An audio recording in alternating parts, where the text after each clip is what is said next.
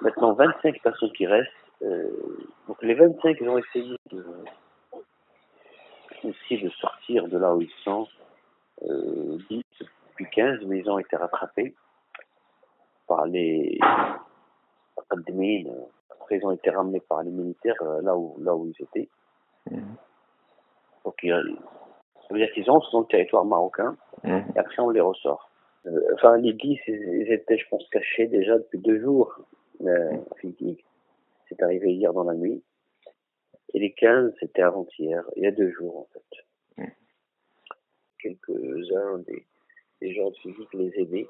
Un peu. Et parmi eux, bien sûr, il y a la femme enceinte qui se trouve actuellement, elle est presque un ado parce qu'elle était à Oujda. Je l'ai vue à Oujda. Il faut aussi préciser que ces gens-là, pour la plupart, ne veulent pas venir au Maroc, ils veulent aller en Europe, via une ligne. Ils achètent des gardes frontières, ils n'ont pas eu de nourriture pendant 3 jours. Donc, ce qui aggraverait leur cas.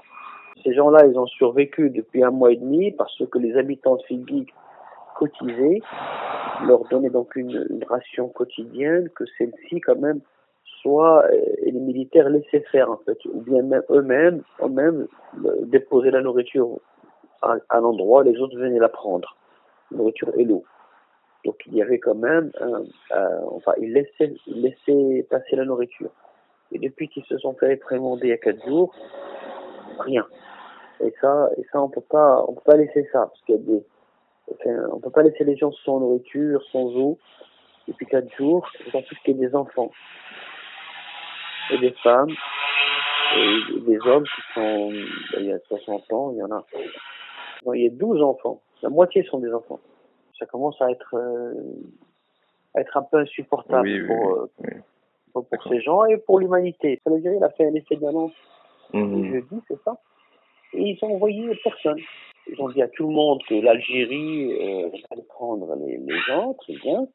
Ces gens-là, déjà, pour que les gens sachent, ils ont été tous rassemblés à Mremia, ils y sont depuis peut-être 1 mois. Ils ont essayé de passer par via Oujda, aux alentours de Oujda, c'est devenu difficile. Donc ils se sont dit, on va passer par le désert, le transport jusqu'à Char. Ils ont essayé par Figuig.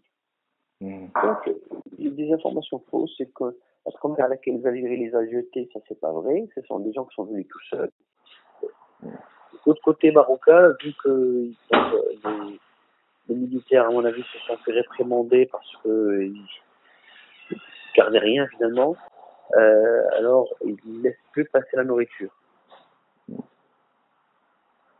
Maroc, il a ses frontières ouvertes, les Africains ils viennent de partout, les gens viennent de partout.